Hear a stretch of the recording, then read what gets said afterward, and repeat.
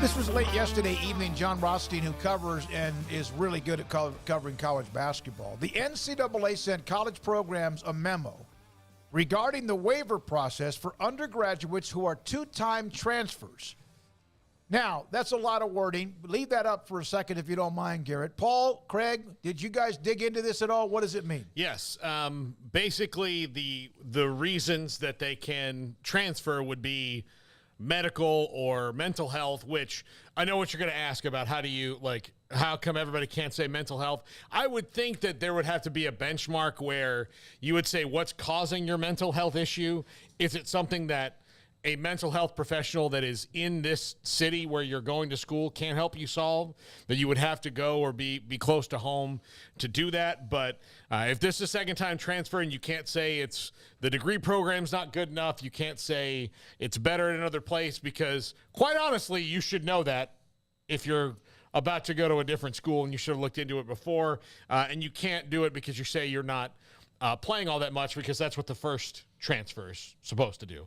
So if you transfer and then you're not playing at school B, you can't say, well, I'm not playing enough here, I'm going to go to school C and play more, because, again, that's something you should probably have already figured out, that maybe school C is not going to give you that much more playing time either. Is the hay out of the barn on this? Because I honestly don't know who's a fourth-year junior, COVID year. When does COVID year ever end? I think we're about to be through it. It's about to be done, because the people that got to take advantage of it are about to graduate. So. Yeah. Well, if someone was a freshman, then they still have years. that out there. It's been 3 years. Yeah. So you're going to have, a couple more waves of COVID year people. But if you were a freshman in 2021, then you don't have a COVID year. And I don't understand anybody who complains about the COVID year. Do we not remember what that was like? Do we not remember what a half-ass type of season that was, where you basically had nobody in the stands? You couldn't even touch people outside of the team that you were interacting with on a daily basis. You were in bubbles. You were taking COVID tests every other week or every week if you were a player in season. Again, no crowds.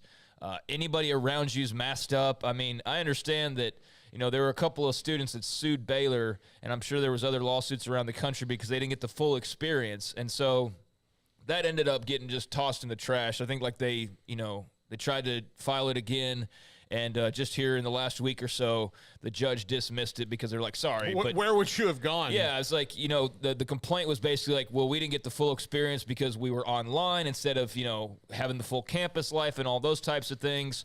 So I guess you could have said to the athletes, like, sorry, but what else are you giving them?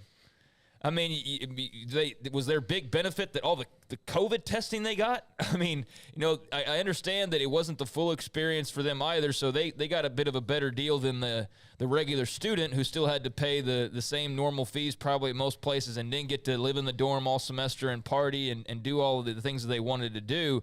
But I do think that the athletes being out there, basically to say a lot of schools hides, quite frankly, if we're just being honest about the situation, I think that the least you could have done is give them a little bonus year to say, like, hey, you get a little extra time because this clearly isn't normal, and hopefully we do return to normal soon. And when we do, you're going to have the full benefits. So I don't really see any big deal about the fact that, people that were participating then got a COVID year. But, yeah, it's about to end, and I think that everybody, once it does, will have a big sigh of relief because it has created a massive logjam in the system of, trying to figure out how to work your rosters, and it's probably had some negative effects on younger players because now, as we see, in basketball, the big, old, veteran, transfer-heavy, 6-year laden teams are the ones that are thriving. And so that's about to come to a little bit of a stop. But I think it's been highly beneficial for numerous athletes who maybe otherwise wouldn't have had that one extra year that, got them over the top or earned them a title. Flo Thamba, 6 years, right? And my question for you is this. If, in fact, you've already transferred, let's say you were at Monmouth and you transferred to Florida State. So you've transferred, right? And you're an undergraduate. Can you then transfer from Florida State to Alabama? Can you transfer and play right away? You can as a grad transfer, but not as an I undergrad. said undergraduate. Not as an undergrad, unless you What are, again, the reasons why they might give you a waiver? Any kind of circumstances beyond your control, mental and physical health, and assertions involving diagnosed education impacting disabilities.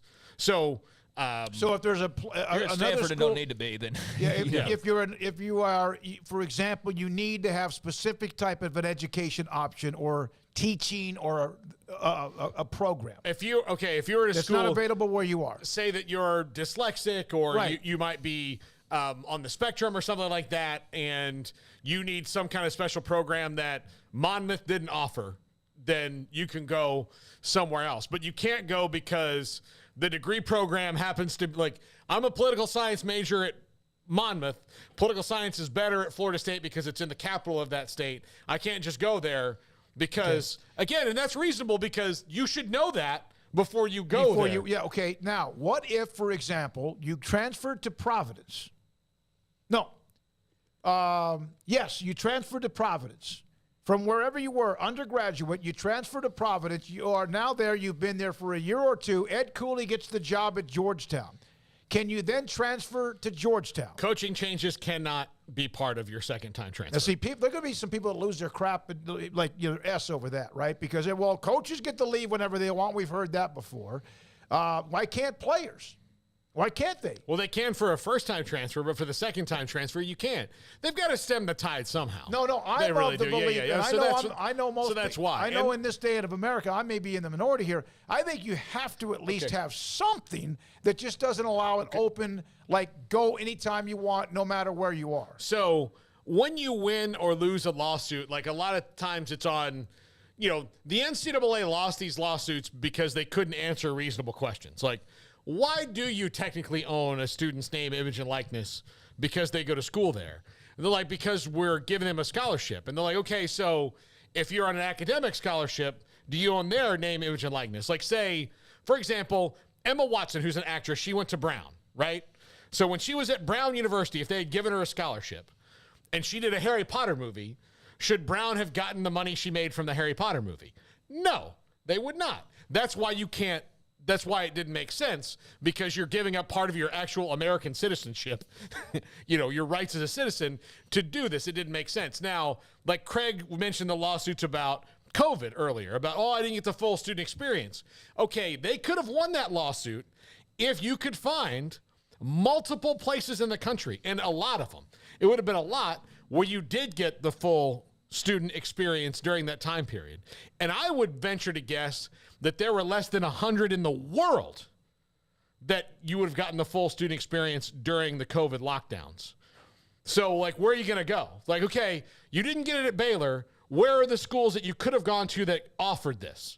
Nowhere in California. Nowhere in California. Nowhere in the, go on and on and on, but yeah, that's just the one that nowhere in jumps the West out. Coast or the Northeast. Right, yeah. Nowhere in Texas, which was one of the more open states. Right. Florida was one of the more open states and still not there too. So again, like, where are you? Like, where is this bastion of, like, COVID freedom that existed in that? There didn't exist. And like this, if you say, well, I'm leaving the second time because of a coaching change, if I'm the judge, if I'm the lawyer in the case, we're like, how long have you been a college athlete? At least a couple years. You don't know that coaches take new jobs? That coaches get fired? Well, and especially if you may have gone to Providence to go play for Ed Cooley when you were at Lehigh. Yeah. You ever watch Sports Center or read the internet? Like, so you didn't know that this is a possibility in the physical world that we live in? No. Shut up. Go away. Like, that's what I would say. Maybe I'm mean, but that's how it works. No, I don't. The NCAA has been battered so badly with all of the various things that they've lost that maybe, we discuss sometimes they're trying to regain a little bit of their clout. Well, when it comes to NCAA infractions and all that, we know that that's basically not the case. But they put this out there yesterday, and some of the first reactions I saw, and again, this doesn't mean from presidents or ADs or players or athletes, but just mainly sports fans, was, well, hell, that's not fair. Coaches can leave 3 straight years to get a new job. But there has to be something where there has to be, all right, I'm committing, I'm going to be there. And I know that there's 2 or 3 that will get on here right now. Well, that's not the American way. Okay, well, a scholarship means that you also are getting some privileges too. All right, there we are with that. If you want to transfer, just get your degree. I mean, that's partially why the rule's in place, is to ensure that, if you are going to be around, get your degree, and then you have freedom of movement as a grad transfer. It's not that complicated, but if getting the degree is too hard, then I'm sure there's a reason for that. And then the reasons just go on and on. So, yeah, there has to be an actual rule in place. And there's a rule. And that rule's actually, that's basically been the rule the entire time. But the COVID year screwed it up. So it's not really that big of a deal unless you're somebody who just feels that you're going to need to be able to transfer 3 times to follow the coach who's going to get you the NIL that's promised. So, I mean, I just really don't care about that topic, like diving into that, because everybody's situation is unique and different. But, like, in general, this whole, like, well, there should be no rules. The players should be able to do everything the coaches do. Okay, well, then where's the contracts? Where's the employment rules? Well, we don't want those, though, right? Well, we don't want those. We just want the money and all the benefits, but okay, then you pay taxes. Well, we don't want that either. Like, so, yeah, there's like anything else, there's all in or all out on a topic, right? And there is a middle ground, and the NCAA is attempting to find that middle ground. But, yeah, there are some that feel like there should be freedom of movement no matter what. And if a guy wants to go to 4 schools in 4 years, he should be allowed to do that, even without a degree. There's some people that believe that. Some people believe, like, hey, move wherever you want, but get your degree. And some people believe that it should probably be tighter than that, and you're never going to get everybody to agree on it. Progress but how we can't towards all a agree. degree. What? One of the things you're supposed to do is make progress towards your degree. Right, but it doesn't matter if you're making progress. To have that freedom of movement, you need to get your degree. I know yeah, that. you need to I get that. chip away. But what I was trying to say by that is that, yes, go get your degree, but I don't even know if anyone's keeping progress, if anybody advancing towards getting their degree. I think that's like disappeared. I mean, that they have, what are you talking about? They have wide academic teams and counselors. I mean, they're definitely keeping track of where they are. That's how else would you with walk? All of the movement we've seen in college athletics in the last 3 years, that everybody's on progress towards getting their degree? Look, if they're not, then it means that particular school's department is total crap. Yes. Because there are some that are. Look, Florida A&M had that problem, right? Like the student athletes, especially the baseball team, remember in that, like they kind of revolted against the athletic director because they're like, hey, like, none of this is helping us. Like, you're not helping us with our classes. You're not helping us navigate all this crazy stuff. So, yeah, there are some that, like, budget cut, like, and I will say, like, where you're right, Smokey, is that schools, especially smaller ones, had budget cuts across the board and started going like, hey, I know that you've been this for a long time, but now you're also going to be the academic counselor. And so they gave people 2 jobs while paying them for 1. And all this stuff weren't qualified. And weren't qualified that fell through the cracks, which happens. But I do think that if you're a college athlete in a major place, you're mostly